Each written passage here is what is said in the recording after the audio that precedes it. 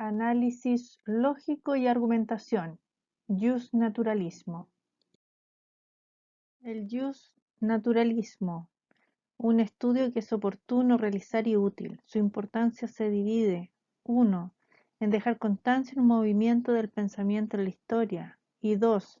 Dejar constancia del pensamiento del justnaturalismo y justificar su importancia en el derecho. El justnaturalismo tradicional o clásico. Aquí tenemos al justnaturalismo clásico en Grecia y Roma. Los más conocidos filósofos: Platón, Aristóteles, Zenón, de Sitio y Cicerón. En la época medieval tenemos a San Agustín, San Alberto Magno y Santo Tomás. Luego vamos a ver el justnaturalismo moderno ilustrado con Hugo Grocio, Thomas Hobbes, John Locke, Samuel Puddenford y Rousseau.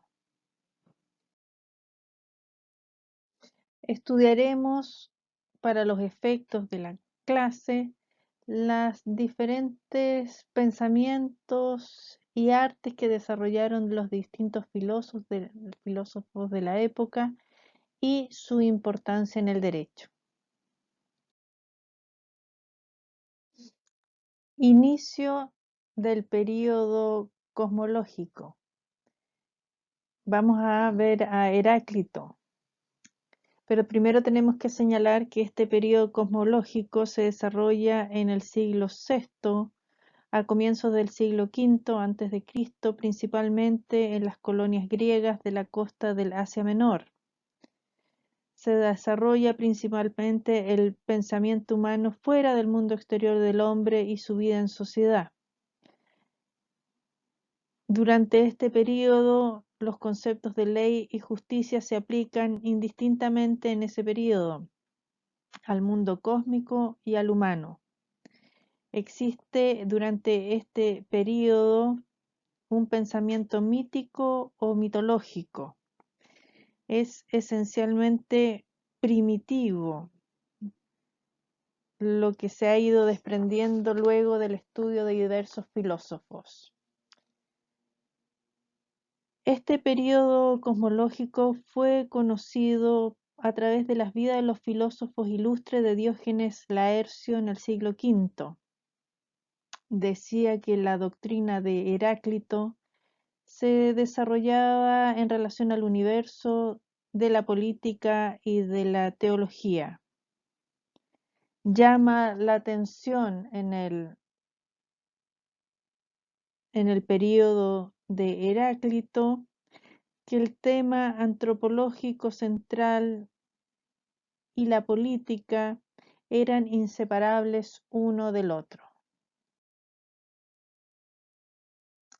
Llama la atención en este autor el papel que le otorga al fuego como fuente de flujo o cambio de la realidad y de la identidad de los contrarios.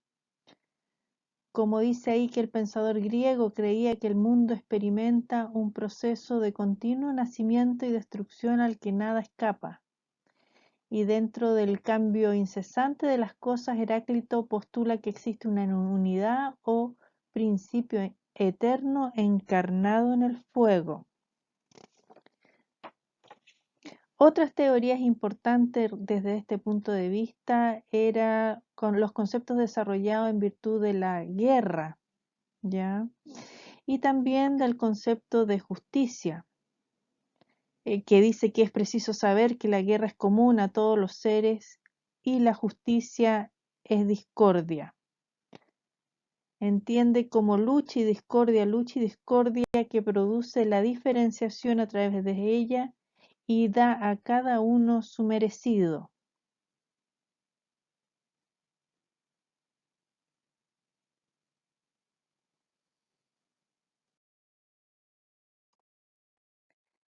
Los sofistas. Estos eran temas del período antropológico. El concepto sofista o sofistes viene antiguamente del sinónimo de sofos y sabios, y se aplicaba a quien se destacara por su destreza en un oficio y especialmente en artes o saberes eminentemente apreciados, como era la enseñanza o educación. Y esto era el caso de los poetas. Los principales educadores de Grecia, como Homero, Hesidio, han dado su mejor prestigio a los sofistas, pero luego el término sofista adquiere un matiz peyorativo que persiste hasta nuestros días, en el que el hombre que no se procura de la verdad sino solo de su apariencia y de la utilidad que él mismo puede extraer de ella. Es decir, eran profesores que se dedicaban a educar, pero debían pagarles altas sumas de dinero. Sus temas más conocidos eran la teoría del conocimiento, la psicología, la ética, la política, y que es lo que da origen a este periodo antropológico. El más famoso sofista, Protágoras de Abdera, nos señala que el hombre es la medida de todas las cosas. ¿De qué hombre se trata? ¿De un hombre ideal? ¿Del hombre tal como debería ser? ¿Del hombre perfecto? ¿O del hombre empírico tal como los muestra la experiencia? Su función era interpretar al hombre a que se refiere su doctrina no sólo como empírico, sino también como un ser individual, con sus propias características.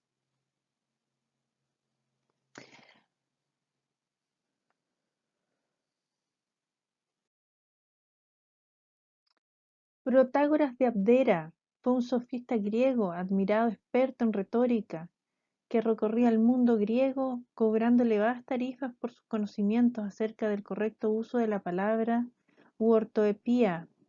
Platón le acredita como el inventor del papel del sofista profesional o profesor de virtud, entendida no como bondad, sino como conocimiento y habilidad para tener éxito mundano. Sócrates, solo sé que no sé nada. Sócrates vive en Atenas desde el año 1469 hasta el 399 a.C., en que es condenado a muerte y nace a la vida de la filosofía. Su característica principal es su famosa ironía, que se presentaba como no sabiendo nada, mientras que los que sabrían serían sus interlocutores, que efectivamente pensaban eso de sí mismos.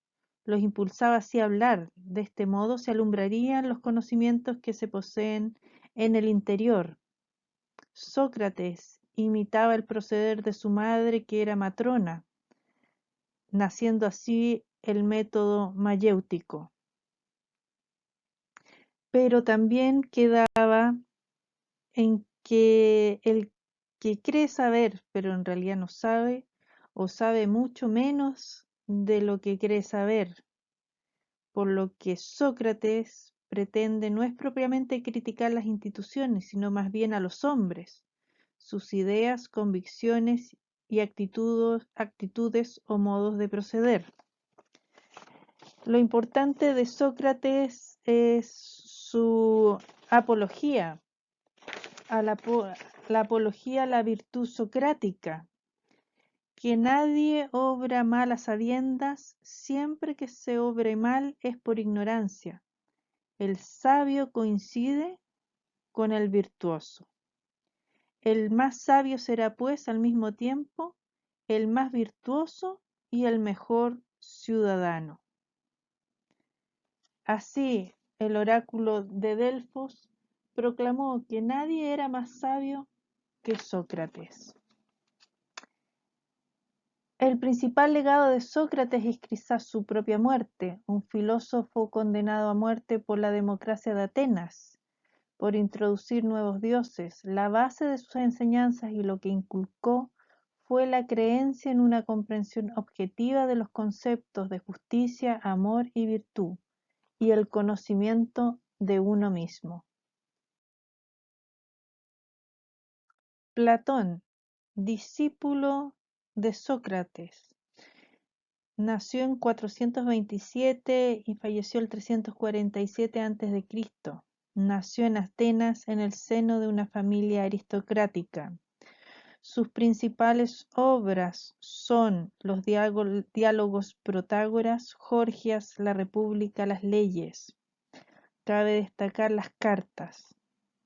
Su pensamiento en relación a los gobernantes. La educación de los gobernantes se basa sobre todo en la adquisición del verdadero, del auténtico saber, que es distinto del conocimiento vulgar. En este auténtico saber interesa ante todo el conocimiento de las virtudes en sí, de que lo que es la justicia en sí, la valentía en sí, la belleza en sí, independientemente de sus realizaciones en el mundo sensible, que son sólo como sombras o imágenes de las verdaderas virtudes. A esas virtudes en sí Platón las llama ideas. El que tenga conocimiento de lo que son las ideas, es decir, las virtudes en sí, es ese el que estará capacitado para regir a los demás. Aristóteles, 348 al 322 a.C. Sus principales obras son Ética, Nicómaco y la Política. Su importancia en su afirmación en que no es lo mismo ser buen hombre y ser buen ciudadano. El pensamiento aristotélico se basa en la observación de fenómenos. El pensamiento platónico sostenía que lo que se podía conocer a través de los sentidos era falso y solo se podía llegar a la verdad a través de las ideas. La ética de Aristóteles es teleológica, es decir, que identifica el bien con un fin. El filósofo defiende esta idea porque entiende que cuando los hombres actúan es porque buscan alcanzar un objetivo concreto, principalmente la felicidad en la vida. Aristóteles habla de una virtud particular y distingue entre justicia distributiva y justicia correctiva. La primera, la justicia distributiva, se refiere al reparto de honores, bienes económicos o cualquier otra cosa que haya de repartir en la comunidad política. Es decir, que consiste en que cada uno reciba una parte proporcionada a su mérito. Y la justicia correctiva trata de medir impersonalmente la ganancia o el daño, esto es, las cosas y las acciones en su valor objetivo, haciendo que nadie reciba más de lo que da sin tomar en cuenta los méritos personales. También habla de una justicia política y de una justicia legal y de una justicia natural. Lo justo legal no es justo en sí, pero empieza a ser justo cuando está establecido por una ley o una disposición de la autoridad. Y lo justo natural es lo que tiene en todas las partes la misma fuerza, independientemente de lo que parezca o no. Es decir, es lo suyo justo o justo por sí mismo. Hay que destacar la idea de equidad en la doctrina de Aristóteles sobre la justicia natural que se complementa con su doctrina sobre la equidad, que la equidad no es otra cosa que la justicia natural en cuanto que está dotada de plasticidad para adaptarse a los casos concretos.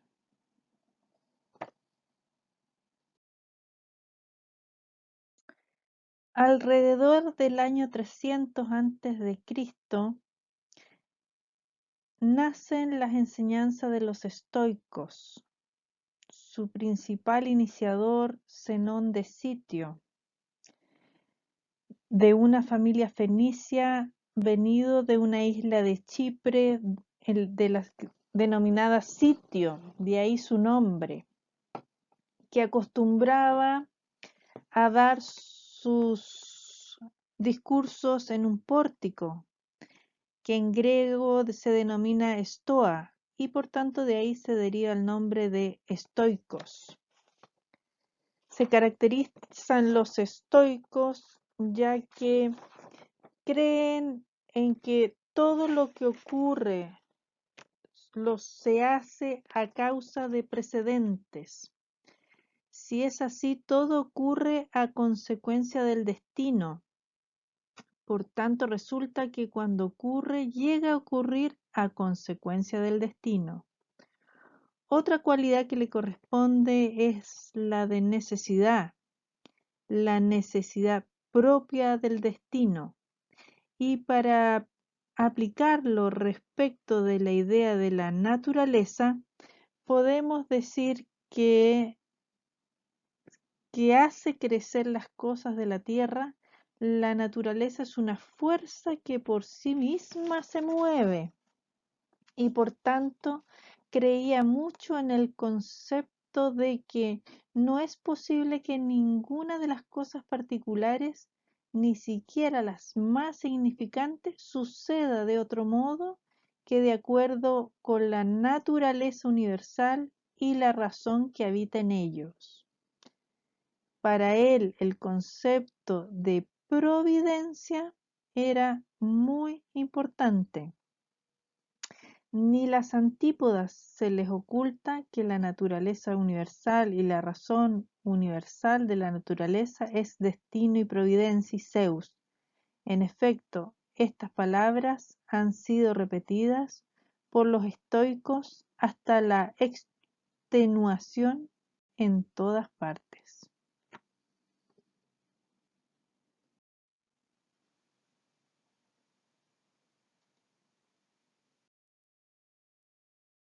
Marco Tulio Cicerón, principal orador romano, un político más que notable y un asombroso conocedor de la filosofía y la cultura de su tiempo. Escribió varios libros, un tratado de retórica sobre una parte de la retórica de invenciones, cuya fecha de redacción es incierta, pero se entiende que no es posterior al año 81 antes de Cristo.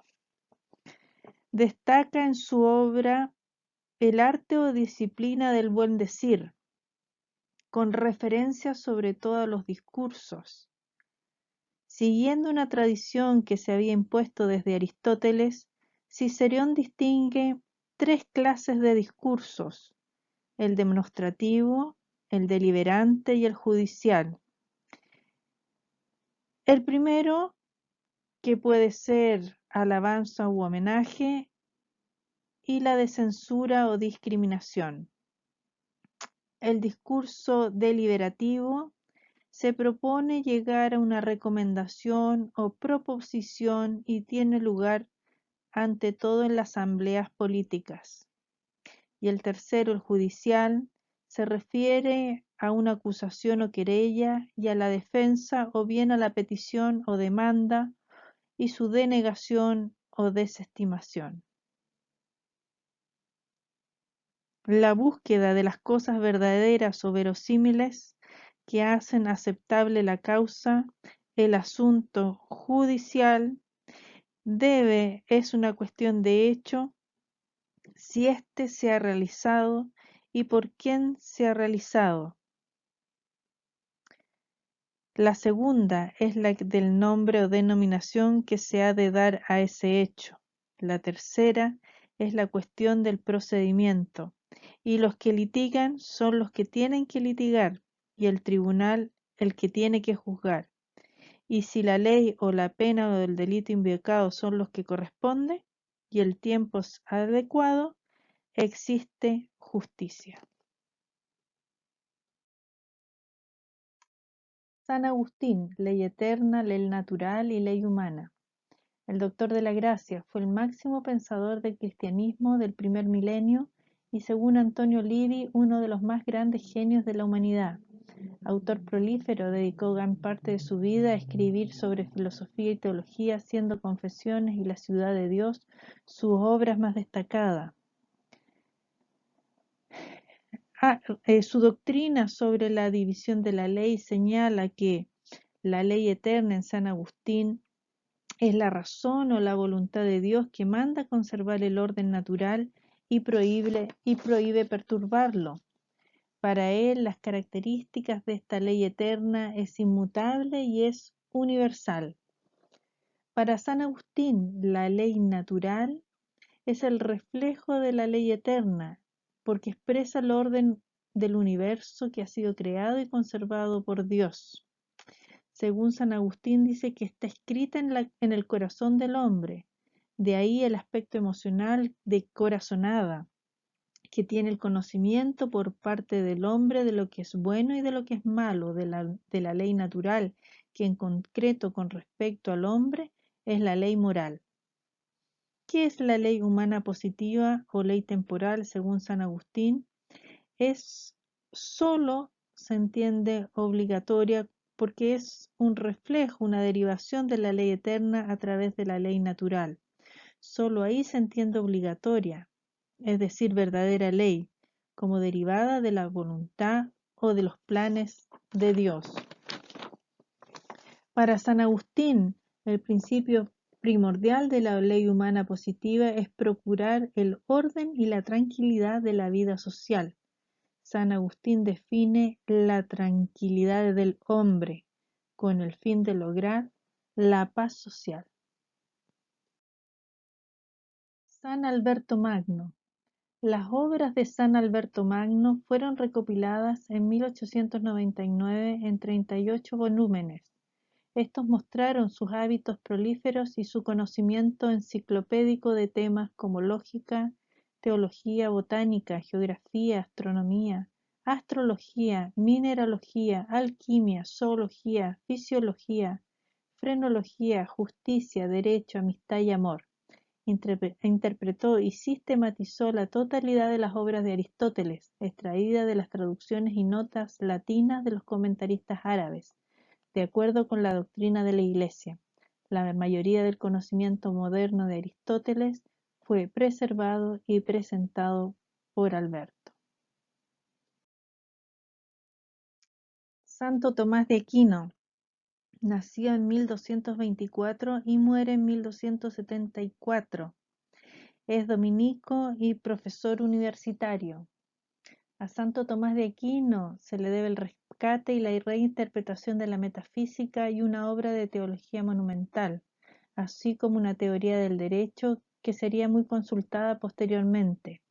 Canonizado en 1323, fue declarado doctor de la Iglesia en 1567 y santo patrón de las universidades y centros de estudios católicos en 1880.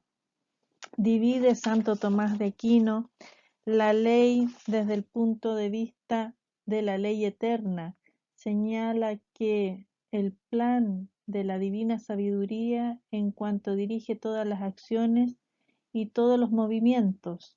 Para el gobierno del mundo no es necesario presuponer en Dios un orden previsto, una disposición de lo que Él quiere que ocurra. Esto es el plan de Dios con respecto a las acciones y acontecimientos que se verifican en el mundo. La ley eterna es una ley universal que existe en Dios, ordenador y gobernador de todo el universo. Para Santo Tomás, la ley natural rige los movimientos de cada uno de los seres del mundo de acuerdo a la ley eterna. La ley natural es también una ley universal, puesto que afecta a todos y a cada uno de los seres del universo. Por tanto, la ley natural es una derivación de la ley eterna. Se manifiesta de dos maneras: uno, por la naturaleza humana, por sus inclinaciones y tendencias, mostrando así el orden querido por Dios, y por la razón natural, conociendo el hombre lo que es bueno y lo que es malo. Y la ley humana positiva la ley natural y en el último término, con la ley eterna. Si no estuviera de acuerdo con ellos, entonces no sería propiamente ley, sino que sería una apariencia de ley. Pero las apariencias también tienen su importancia y sus exigencias, mientras no se sepa que es mera apariencia. Hay que acatar la ley positiva y aun a veces, aunque se conozca que es solo apariencia, para evitar un posible escándalo o desorden que fuera mayor mal que el de la injusticia misma, que implica la ley. Si la ley injusta fuera en contra del bien divino de la ley divina, entonces no se puede cumplir en ningún caso, porque hay que obedecer antes a Dios que a los hombres.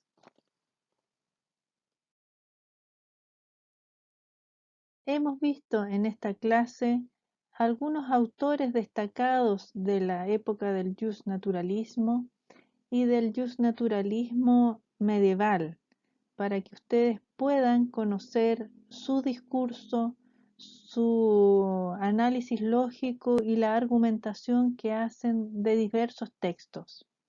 Los invito a ustedes a buscar parte de discurso o texto de las obras de los autores mencionados y presentarlos en la próxima clase al curso.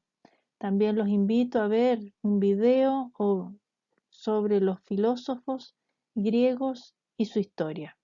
Muchas gracias.